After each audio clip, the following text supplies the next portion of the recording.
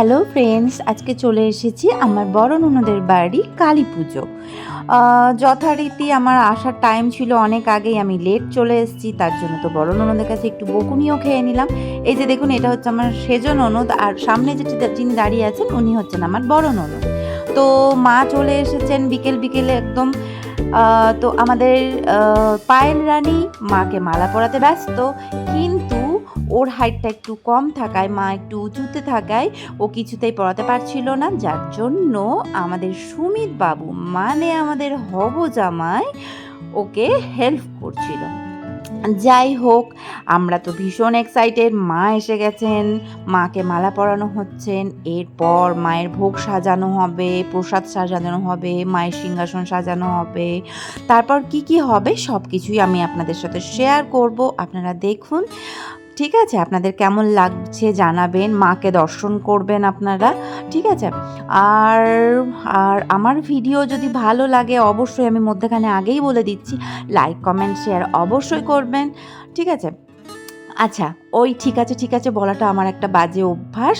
এই দেখুন, পুজো শুরু হয়ে গেছে, যথারীতি সব কিছু কমপ্লিট করা হয়ে গেছে, তারপর পুজো শুরু হয়ে গেছে। এখানে আরেকটা বিষয় দেখায়, আমার বড় জামাইবাবু, এটা মানে বড় নন্দাই, উনি কিন্তু ধুপুজি ধরাতে ব্যস্ত।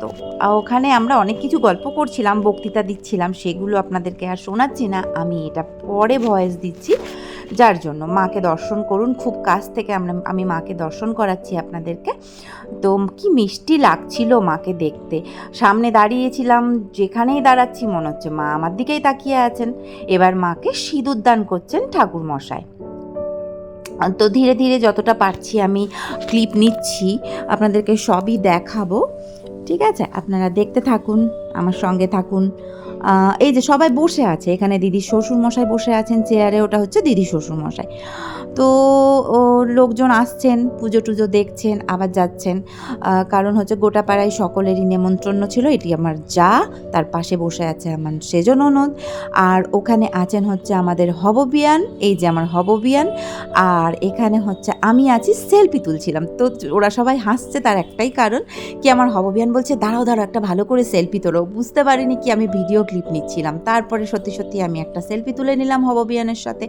এবার তা করতে শুরু হয়ে গেল যজ্ঞটা দেখুন কি ভালোভাবেই না হচ্ছে, কারণ হচ্ছে আমি অনেক জায়গায় যজ্ঞ হতে দেখেছি যেখানে ঠিকমতো আগুনটা ধরে না, এখানে কিন্তু যজ্ঞটা খুব সুন্দরভাবেই প্রতিবারই হয়, কারণ এখানে ঠাকুরমশাই যিনি যজ্ঞ করেন উনি খুব সুন্দরভাবে করেন। দেখুন আগুনের শিখাটা কত দূর পর্যন্ত উঠছে, আর সেখানে কিন্তু কোনো ধোঁয়াও নেই, কারণ যজ্ঞটা যখন হয় তখন বেশি যজ্ঞের আগুনটাকে না বেশি মানে খোঁচোতে হয় না, মানে ওই অনেকে কাছে না কি খোঁচা দেয় বারবার করে, একটা সেই বেলকাঠ দিয়ে খোঁচায়। যাই হোক, সব কিছু হয়ে গেছে, মধ্যে আমাদের ভোগ খাওয়ার ক্লিপটা নেওয়া হয়নি।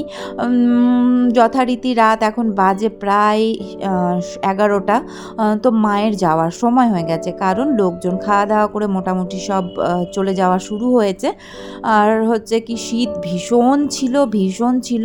তো জামাইবাবু হঠাৎ করে বলল মায়ের যাওয়ার সময় হয়ে গেছে, তাই জন্য আমরা পেছনে দাঁড়িয়ে আমরা কিন্তু মাকে বরণ করা দেখছি। পাশের বাড়ি একটা ছোট্ট বউ, ও বরণ করলো, বড়দি বরণ করছে, পাশেই কিন্তু দাঁড়িয়ে আছে আমার মানে কি বলবো, হাত ব্যান্ড, ঠিক আছে, হাত ব্যান্ড দাঁড়িয়ে আছে দিদির পাশে। এই যে এবার হাত ব্যান্ড প্রণাম করতে যাচ্ছে, আমি একটু হাত ব্যান্ডের পেছনে লাগছিলাম, পেছন থেকে। কি ব্যাপার, মাকে এত প্রণাম করছো, অতি ভক্তি, তো ব্যাপারটা ভালো লাগছে না। তো যাই হোক, ও আমাকে বলছিল কি যে বলো তুমি। যাই হোক, তারপরে মাকে বরণ করা হচ্ছে, এবার মা চলে যাবেন, খারাপও লাগছে। খুব অল্প সময়ের জন্য মা আসেন আবার চলেও যান, সেদিনই পুজো হয়, সেদিনই মা চলে যান।